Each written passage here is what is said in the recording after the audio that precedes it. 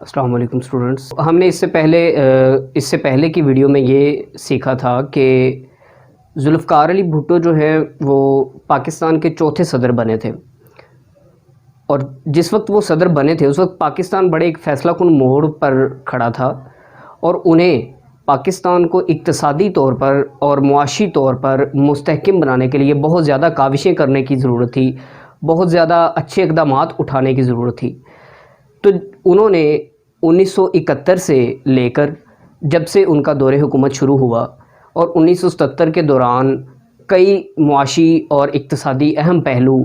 جو ان کے دور میں نمایاں ہوئے وہ ہم ڈسکس کر رہے ہیں۔ تو ان میں سے ہم نے سب سے پہلے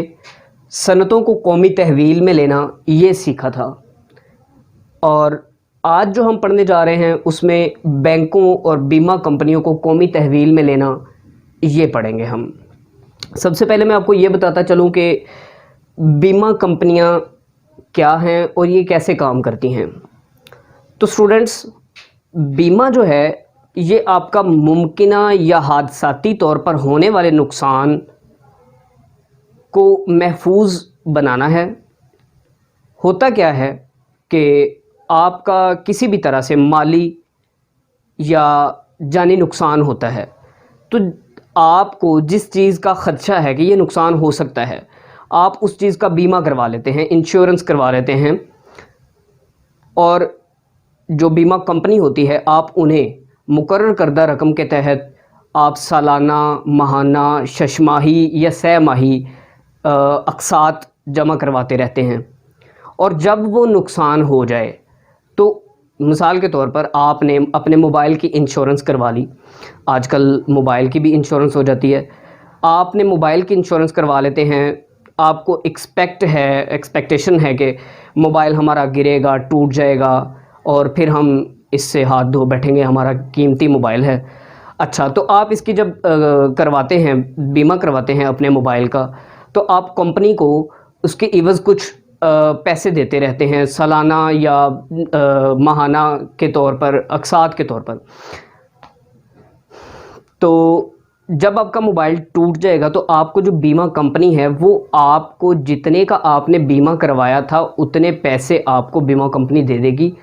موبائل کو دیکھنے کے بعد، جانچ پڑتال کرنے کے بعد کہ آپ کا موبائل ٹوٹا ہے، واقعی ہی ٹوٹا ہے، کیسے ٹوٹا ہے، ہر طرح کے جانچ پڑتال کے بعد۔ چلیں اسٹوڈنٹس، شروع کرتے ہیں اب۔ امید ہے آپ کو بیمہ کی سمجھ آ گئی ہوگی۔ اسی طرح یہ لائف کا بھی ہوتا ہے، یعنی کہ کوئی انسان اپنی زندگی میں بیمہ کروا لیتا ہے، اور جب اس کی موت واقع ہوتی ہے، وہ چاہے کسی مرض سے ہو یا حادثاتی طور پر ہو یا کسی مرض کے ساتھ ہو، تو پھر کیا ہے کہ اس کو، جو انسان مرا ہے اس کے لواحقین کو، اس کے ورثاء کو، جو بیمہ کمپنی ہے وہ جتنے پیسوں کے بیمہ اس شخص نے کروایا تھا اپنی زندگی میں، وہ کمپنی، جو بیمہ کمپنی ہے، وہ اس کے لواحقین کو اتنے پیسے ادا کرتی ہے۔ بڑے بڑے سرمایہ دار خاندانوں نے، پیج نمبر 3 ہے آج جو ہم نے سٹارٹ کیا ہے، بینکوں اور بیمہ کمپنیوں کو قومی تحویل میں لینا۔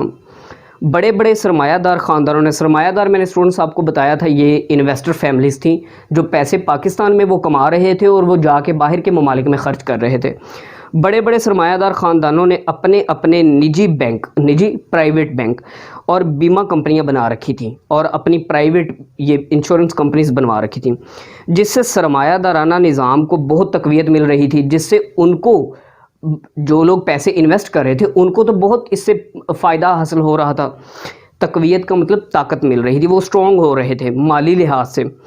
حکومت کو ان نجی بینکوں اور بیمہ کمپنیوں سے کوئی خاص فائدہ نہ تھا، چنانچہ حکومت نے ملک کے اقتصادی استحکام کے لیے 19 مارچ 1972 کو، اس لائن کو انڈرلائن کر لیں، 19 مارچ 1972 کو تمام لائف انشورنس کمپنیاں جو پرائیویٹ تھیں ان کے مالکان سے معاہدے کر کے ان کو نیشنل بنا لیا، ان کمپنیوں کو ان کو قومی ملکیت میں لے لیا،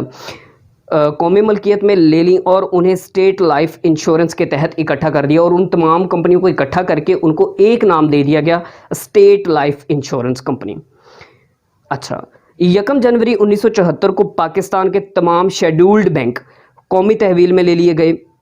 ان سے بینک ملازمین کے حالات بھی بہتر ہوئے۔ اسٹوڈنٹس دیکھیں، جس طرح وہ پہلے جو پرائیویٹ بینک تھے، اب پرائیویٹ مالکان اپنی مرضی سے کام لیتے تھے اور اپنی مرضی سے ان کو اس کا معاوضہ ادا کرتے تھے اپنے ملازمین کو،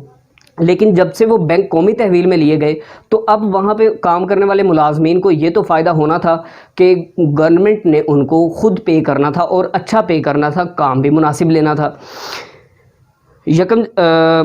ان سے بینک ملازمین کے حالات بھی بہتر ہوئے۔ بینکوں اور بیمہ کمپنیوں کو قومی تحویل میں لینے سے حکومت کو اقتصادی لحاظ سے زبردست فائدہ پہنچا اور روپیہ عوام کی فلاح و بہبود پر خرچ ہونے لگا، یعنی کہ عوام کے بھلے کے لیے